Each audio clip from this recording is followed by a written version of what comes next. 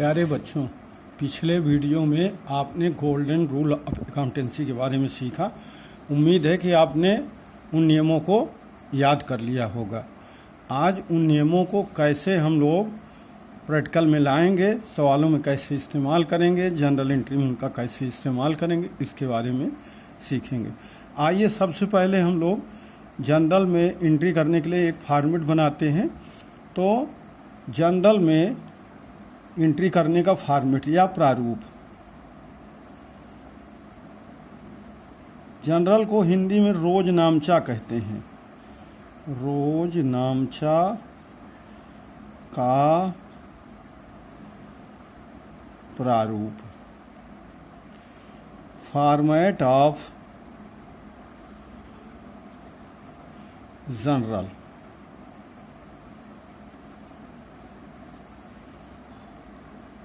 General में 5 खाने बनाए जाते हैं।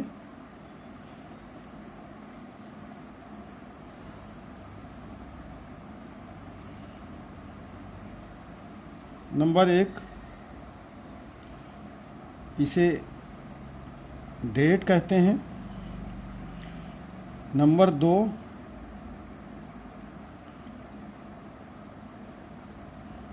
पार्टिकुलर कहते हैं। और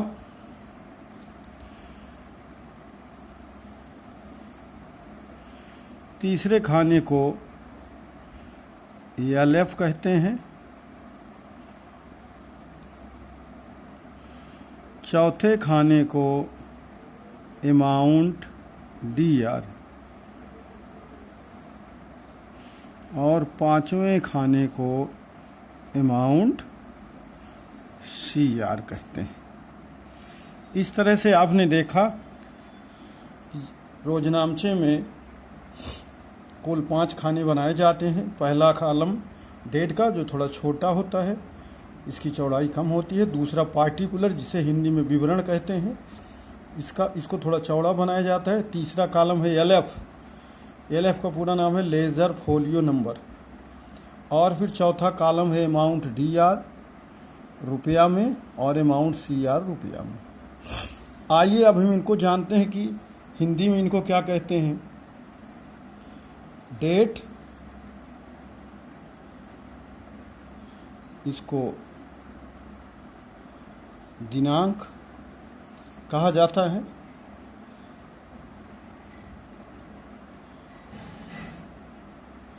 पार्टिकुलर, इसको विवरण कहा जाता है। और एलएफ, इसको लेजर फोलियो नंबर, इसका पूरा नाम है लेजर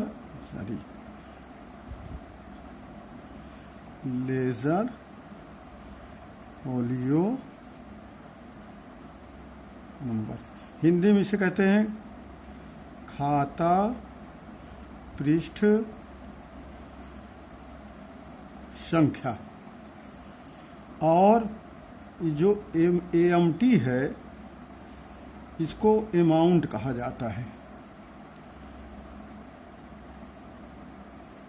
अमाउंट मीन्स रकम। और ये जो डीआर शब्द है, इसका पूरा नाम है डेबिट। डेबिट, इसको कहते हैं हिंदी में ऋणी। और ये जो शब्द क्रेडिट है, इसको सीआर कहते हैं। इसका पूरा नाम है क्रेडिट, इसको धनी कहते हैं। और ये जो हमने साइड में आरएस लिखा हुआ है, इसका मतलब होता है रकम रुपए में।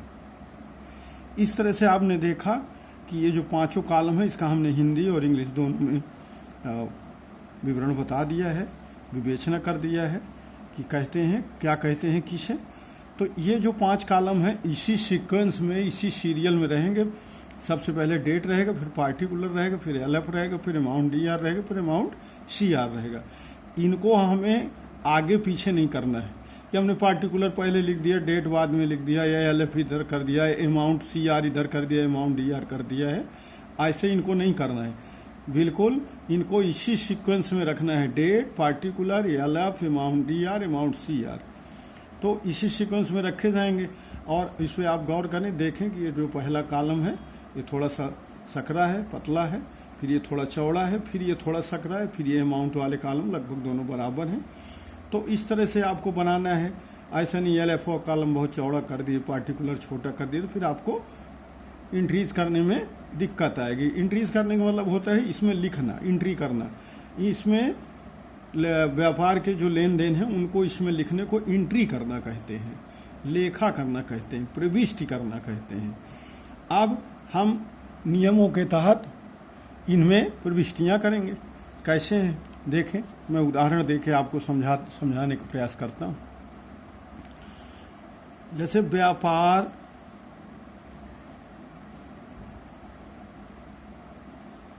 प्रारंभ किया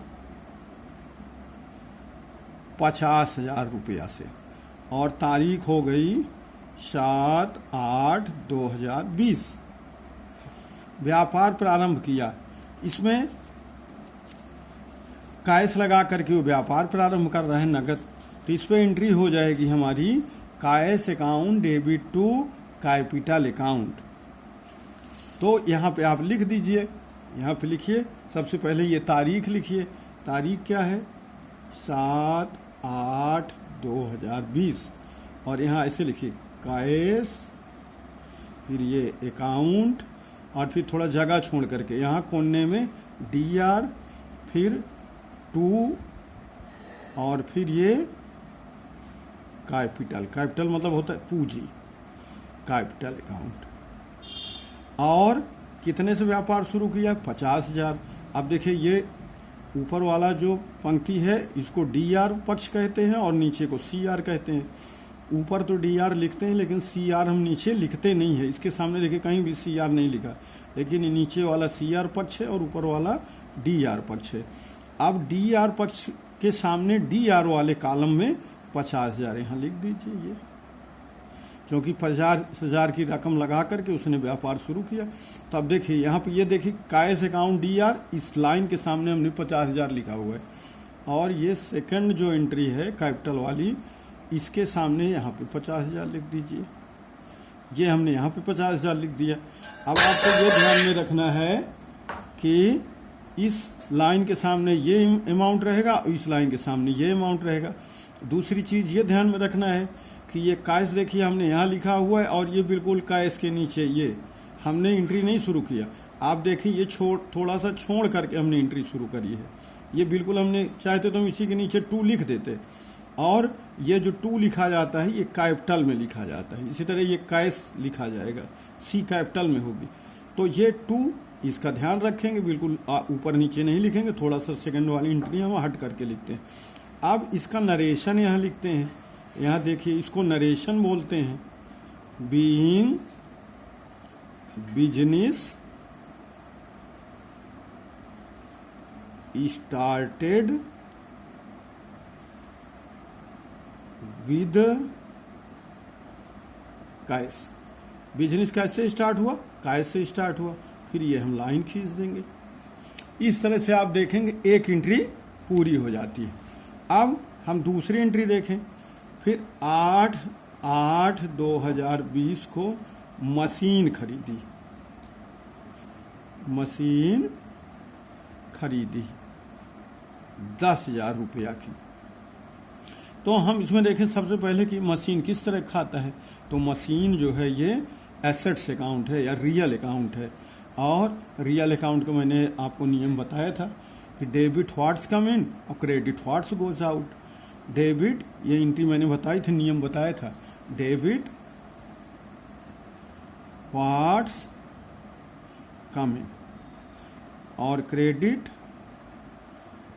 व्हाट्स गोज आउट। तो क्रेडिट व्हाट्स को जो चीज़ जाएगी उसको क्रेडिट करेंगे, जो चीज़ खरीदेंगे उससे डेबिट करेंगे। इसमें मशीन खरीद रहे हैं हम। व्हाट्स कमिंग, क्या आ रही है? मशीन आ रही है। तो मशीन को हम किधर लिखेंगे? डेबिट में लिखेंगे। डेबिट पक्ष हमारा ये होता है ऊपर ये। तो यहाँ मशीन की अंग्रेजी क्या होती है? Machinery. Machinery account debit to cash account. और तारीख है, ये मशीन कब खरीदी गई, ये 8/8/2020 को खरीदी गई। कितने की खरीदी गई, 10,000 की खरीदी गई।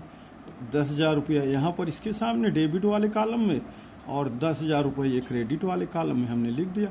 और यहाँ नरेशन लिख दिया, बीइंग मशीनरी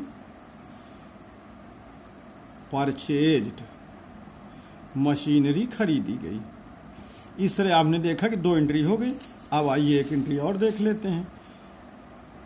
अब 9/8/2020 वेतन मिला 5,000 रुपया। ये कैसा अकाउंट है, ये नॉमिनल अकाउंट है।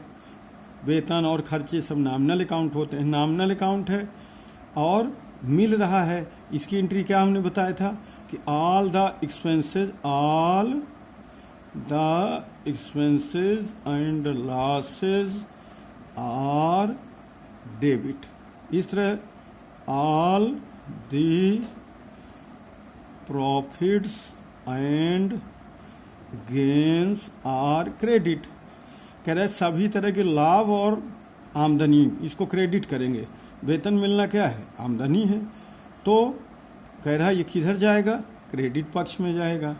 तो क्रेडिट किधर होता है, नीचे। आइए इसकी कैसे एंट्री करेंगे। तो ये सबसे पहले आप क्रेडिट शब्द में क्या लिखेंगे, वेतन, सैलरी। वेतन को अंग्रेजी में क्या बोलते हैं, सैलरी अकाउंट। और किस रूप में मिल रहा है, ये कैश मिल रहा है। तो cash account debit to salary account. और तारीख है 9/8/2020। और इसकी क्या नरेशन बोलेंगे, बीइंग सैलरी रिसीव्ड। कितनी सैलरी रिसीव हो रही है, 5,000 इस कॉलम में इसके सामने और इधर 5,000 इसके सामने। ये भी ध्यान रखना है कि इस लाइन के सामने यहाँ लिखेंगे, इस लाइन सामने यहाँ लिखेंगे।